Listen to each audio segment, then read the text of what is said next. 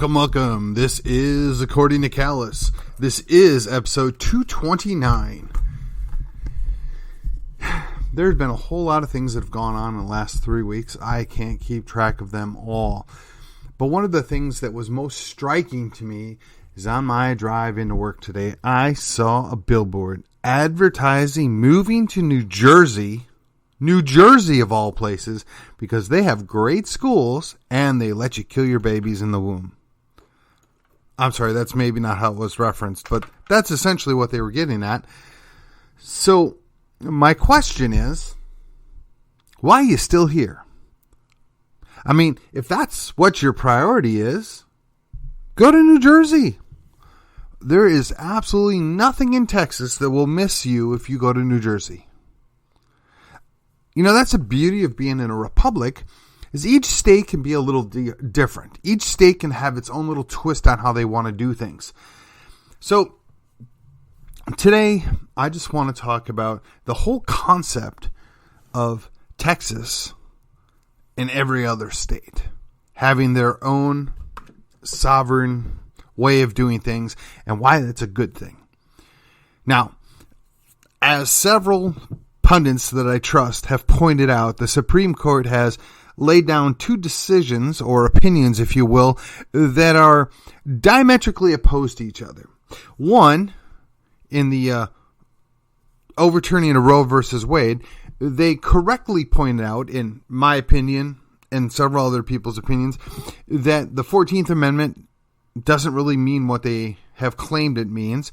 And, oh, by the way, there is no federal right or federal law that's relevant to this. It should go back to the states. So that if you want to be in New Jersey and kill your baby in the womb, you can do that. And apparently you can do it in Virginia and New York and Illinois and California, Oregon, and Washington. And if that's what you want to do, if you want to extinguish your future, go there and do so. Unfortunately, at the same time, they also decided that New York doesn't get to invalidate or supersede people's rights to own firearms because of the same reason. Now, their excuse is it's directly listed in the Bill of Rights, but the reality is the Bill of Rights only applied to the federal government, and each state was free to do what they wanted to do. Now, most of the people listening to my voice would recoil in horror on the idea that a state would go and trample on your God-given and supposedly constitutionally protected rights to own firearms and to bear those arms and to train and use them. But the state did have that authority. It was left that way on purpose.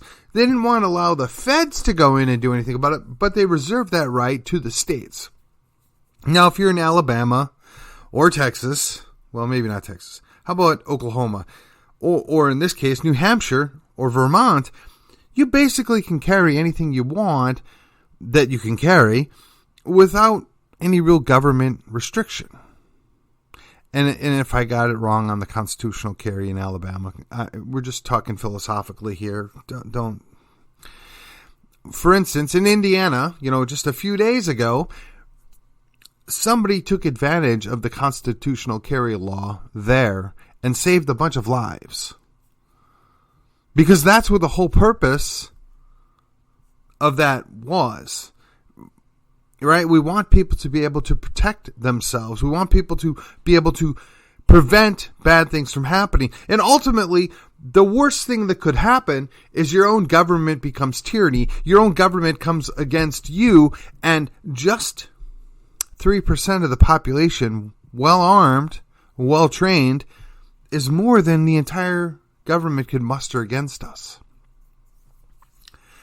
And I find it interesting that the same people that say, you don't need an AR-15, you don't need a semi-automatic rifle, you don't need this, you don't need that, those are weapons of war, are the same people that scoff on the idea that those people with those firearms could actually put up a fight against the modern U.S. military.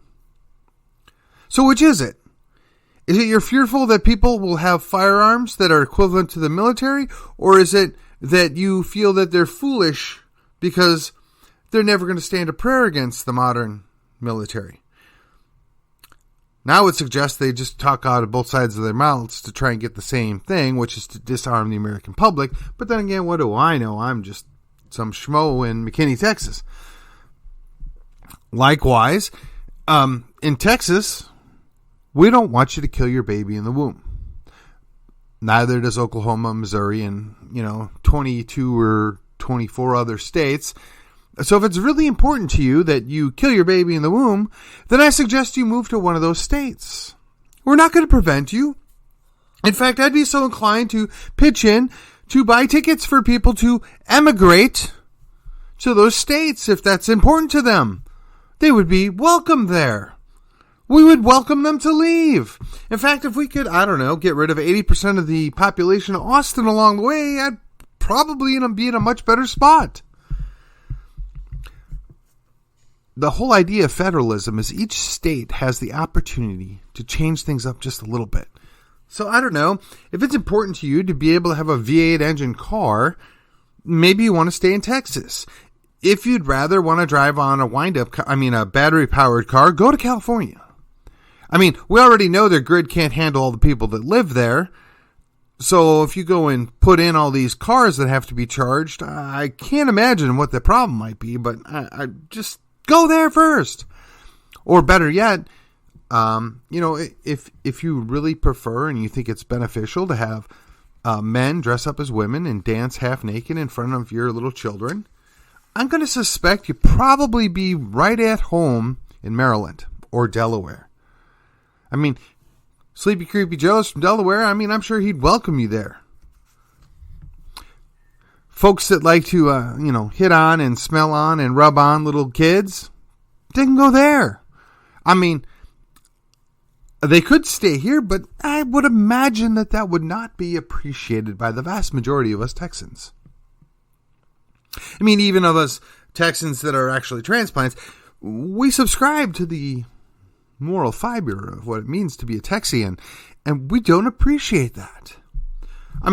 If you feel like, I don't know, that we should import half the third world here, they can go to New Mexico, they can go to California, I'm fine with that. I don't want to have to pay for it, I don't want to have to support it, nor do I want to have to protect that border since apparently they're fine with it, but here in Texas, we don't need that. I'm pretty sure Wisconsin doesn't need that. North Dakota, South Dakota, Montana, they don't need that. There are other things that could be beneficial. Now, I once read a book, and I wish I could remember the title of it right now, but the premise is that South Dakota basically went its own way and encouraged a great big buffalo herd to be grown or raised or bred or however you want to phrase it, and they roamed freely in South Dakota. They created a million head of this bison that roamed freely in the Buffalo Plains. The premise of the book is they were a sovereign state and they could do something a little different. And they worked hand in hand with the tribal lands that were there to grow this and to actually make a bit of a unique tourist attraction, to rebuild the land as it was. When you have those large animals roaming across the plains, they spread their fertilizer. They water things. They dig things up. They push things around. It creates a new ecosystem. It was that way for millennia. It was only when we decided to put barbed wire all up, around the plains because those are farmers' lands, that it became an issue. But if one state wanted to do that, or if, say, Montana and North and South Dakota threw in together and they wanted to have the Great Plains area there revitalized with a whole bunch of buffalo, how wouldn't that be pretty cool? Think of it this way. Buffalo/bison can take care of themselves far better than cattle, and I gotta tell you, I really kind of like the meat. So if we could free range some of those, maybe that takes some of the pressure off of the cattle. And while we're at it, I don't know, I'm just going to suspect that you have a state like Maine, which is, I guess, highly independent, much like New Hampshire and Vermont. They're just kind of unique little for lack of a better phrase, they're snowflakes in the states, but Maine might want to do things a little differently. They may decide that they don't want a bunch of people from Massachusetts up there. They may want to say, you know what, we're going to tax you massholes at double the amount on your vacant homes. I mean, what's to say they couldn't do that? Now, they probably won't, because I'm just guessing that financially it wouldn't work out well for them. But they could just decide to do things differently. And that should be encouraged. That's a positive thing. For instance, Hawaii. There's another state that, I don't know, could follow in the footsteps of Texas and decide we want to be an independent. Again, they could restore their monarchy if they really wanted to. Now, I suspect that they're going to be overrun by the Chinese, and the Chinese might not be so keen about that. And I'm fairly certain the United States wouldn't want to give up their naval base at Pearl Harbor. But the fact of the matter is, there are other things that could be done. There are options. Alaska. Maybe Alaska wants to go independent. Maybe Alaska decides, you know what? We're tired of Creepy Sleepy Joe telling us we can't drill for our oil, but we're now semi-independent. We're going to do what we want. We're going to produce our own energy. We're going to export our own energy. What's to stop them? Why wouldn't we benefit from that? Again, you have to have options. So, I mean, if your preference is for a good socialist indoctrination center, if your preference is, I want to be able to kill my baby in the womb, if your preference is those things, hey, there's a half a dozen states that love to have you. Feel free to leave. Go there. It's okay. They want you. We want you to go there. Don't be afraid. You know, the unique thing is that there are so many options and so many ways that this could be adjusted. If we would just allow the states to have the freedom to act. Not everything has to be driven by the center. Not everything has to be controlled by D.C. Not everything has to be writ large out of Washington by 5 or 6 people in robes. We can do these little changes, these little deviations all over our patchwork of states. Now, I suspect that, Idaho and Washington and Wyoming are going to be very similar in the way they do things. I also suspect that South Dakota and North Dakota are going to be very similar to each other, but also perhaps closer to Nebraska or Kansas. There's absolutely nothing wrong with this. 1, they're contiguous states. 2, they're very similar makeup of people and demographics and geography and population density. But what if, for instance, the people of the rest of Illinois say, we really just don't want to deal with Chicago anymore. We're going to spin Chicago off, and it's going to be an independent city-state. We're going to give it its own territory. They just lop off, the top 10 counties or 12 counties in northeastern Illinois, creating the Chicago city-state, and the rest of Illinois reverts back to a peaceful Gentile place that is respectful of farmers and industry, and they can go a different way. And while we're at it, we could just lump off southeastern Wisconsin and shove it off into the Chicago city-state. Why not? Wisconsin would probably be better off for that too. But, there's trade. There's people that are going to move back and forth, but they're semi-independent. It's a good thing. There's no reason why these states have to be specifically at the geographic and political boundaries that we have now. There's no reason why they can't change it up. There's actually no reason why we can say, you know what? Houston's more trouble than it's worth at this point. We're just going to spin off Houston into its own little city-state. Why not? Or maybe Alabama and Mississippi get together and say, you know what? We could have far more influence if we were to combine our states. Now, granted, they'd have to give up their 2 senators, but they'd have roughly twice the amount of people. And after they get done gerrymandering that state, there's all sorts of things they could do. But we have to at least look at these options. We have to consider what's better for the people there. If we're less concerned about what's going on in D.C. and more concerned about what's going going on in our own state government, our own municipal government, our own county governments, if we spent a lot more time dealing with the local tyrants as they were, we wouldn't have to be so concerned about what's going on 1,000 miles away in D.C. We could focus our efforts on something that we could have a direct effect over. We could have a direct input into fixing it. Now, I will say, sadly, there is a large contingent of people that just don't want to put in the effort. They don't want to put in the time. They don't want to make the powers that be in the town or the county that they live in upset with them. They want to just pretend that all is well and it will always be well. There's no reason to fight for change. Well, I will tell you, I have a really hard time with that. I don't understand. We spend so much time worrying about the latest outrage in California or the latest thing that's happened in New York. Who cares? Let the people in New York and California worry about California and New York.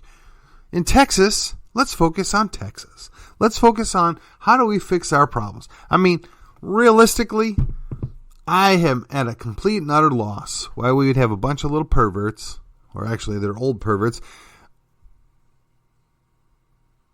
putting on a show that's wholly inappropriate for a bunch of minor children. But what's worse than that is the parents were there with their children and willingly doing this with them.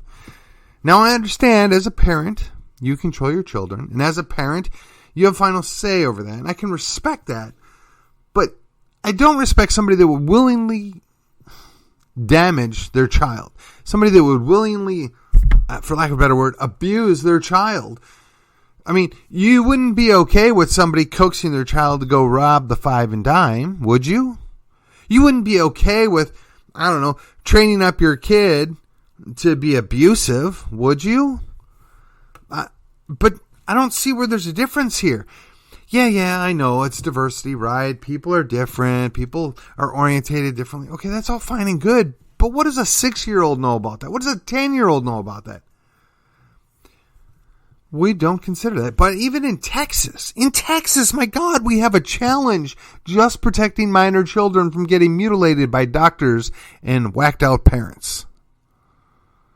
But hey, we're going to fix it in D.C., right? If we just get another judge or just get the Trumpster back, everything's going to be better. Well, I'm here to tell you, folks, that's not how it's going to work. We got to fix Texas first. We got to fix our county first. We got to fix our city first. There's a whole plethora of things that need to be dealt with. But again, if you don't like what we're doing in Texas, there's the door. California'd love to have you. I hear Portland, Oregon's very nice. You can check that out. Chicago, Illinois, the oyster of the Midwest. Go there. Hey, if you want to go to the big city, can't beat New York. Or how about Philadelphia? Baltimore. I hear these places are great. If that's your primary concern, somebody agreeing with your values, go there. Let Texas be Texas, and Maryland can be Maryland. An interesting aside, you go all the way back to when these colonies became independent states and they formed their country of the United States, which was, a compact union. Maryland was founded as a Catholic state. Pennsylvania, primarily Quakers, but they had different views on that. Rogue Island was by rogue Protestants, right? And then, of course, there were the Congregationalists in Massachusetts, and Maine had another version of that, and New Hampshire and Vermont, and New York had kind of a mishmash of different people, and they apparently couldn't get along with Vermont. And then you had the Presbyterians sprinkled in there, and the Methodists. There was a few Baptists, but they were mostly down south. And then you had the Cavaliers. I mean, there was just so many groups that made up the independent colonies that came together for the greater good. But they stayed within their states on their particular things. They respected that New Jersey's going to be New Jersey, Georgia's going to be Georgia, South Carolina is going to be South Carolina, Virginia's Virginia. I don't understand why we can't doing that. why we have such a challenge. It's really as simple as this. We need to consider the idea that if you're unhappy with where you're at, perhaps you should look at going to another state. I mean, that's what I did. I decided I wanted to go to Texas. I thought Texas was a better option for me. And I've been very happy to be here. And I encourage you, look into it. Look into a different state. If you're not happy, if we're too right-wing for you, or we're too conservative for you, or too whatever, hey, by all means, go check out another state. Go see if perhaps you like that better. It's okay. There's nothing wrong. You'll still be in the United States. I mean, and even if, God forbid, Texas were to properly declare independence and you have your Social Security, you can still get your Social Security while you're in Texas. Independent country or not. Just like if you were to run off to Honduras or China, you still get your government check. Isn't that wonderful? Don't fret. It'll be okay. Independence for all the states. We don't need to sweat what somebody else is doing because we're nervous about it, because we're concerned about it. Let their state be their state. They say they want a democracy. They say they want people to be able to determine for themselves, yet we don't allow that. We interfere with it.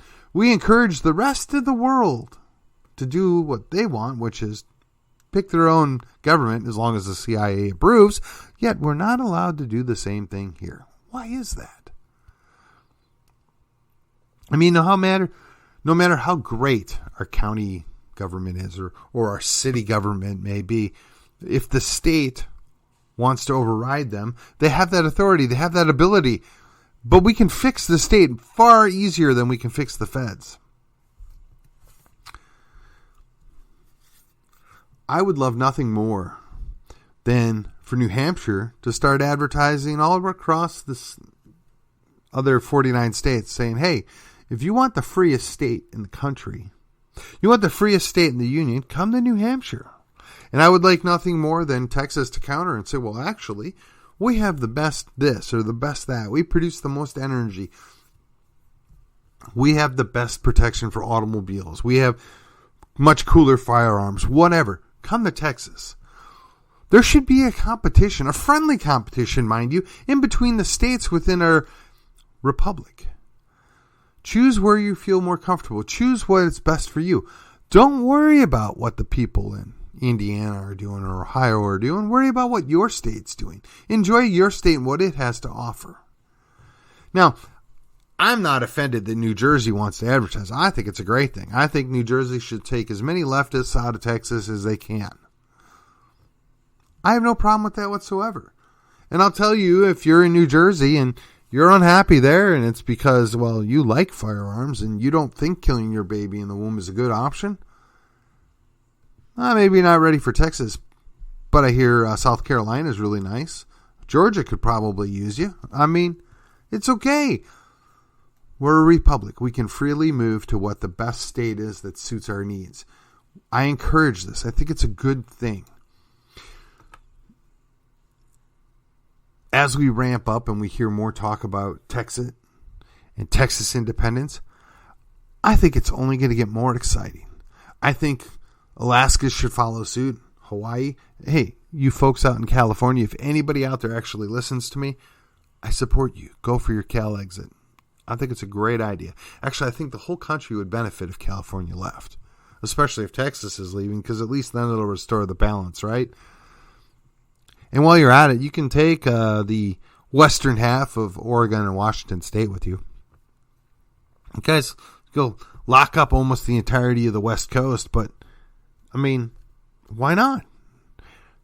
If you think you can do a great job governing, I mean, you got Gavin there, right? Have Mr. Newsom run it all.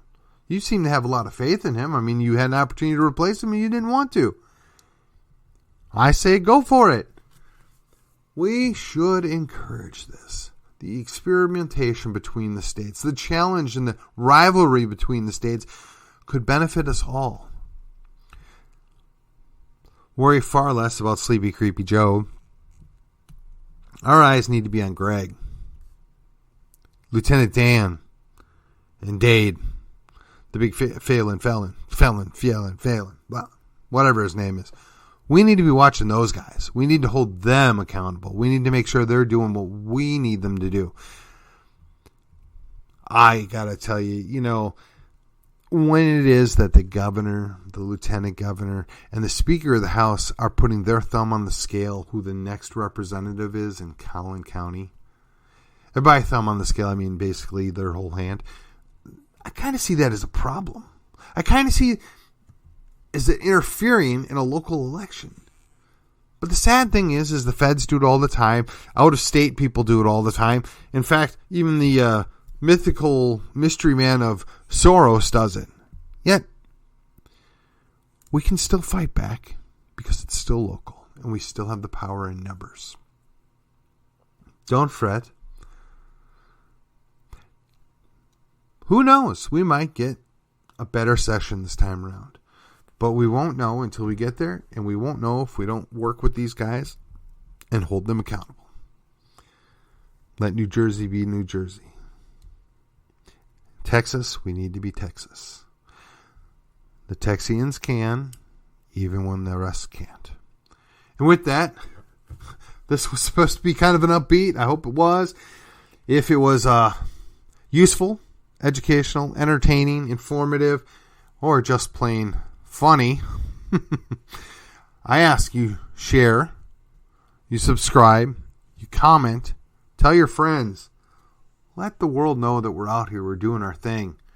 And with that, I will see you on the other side.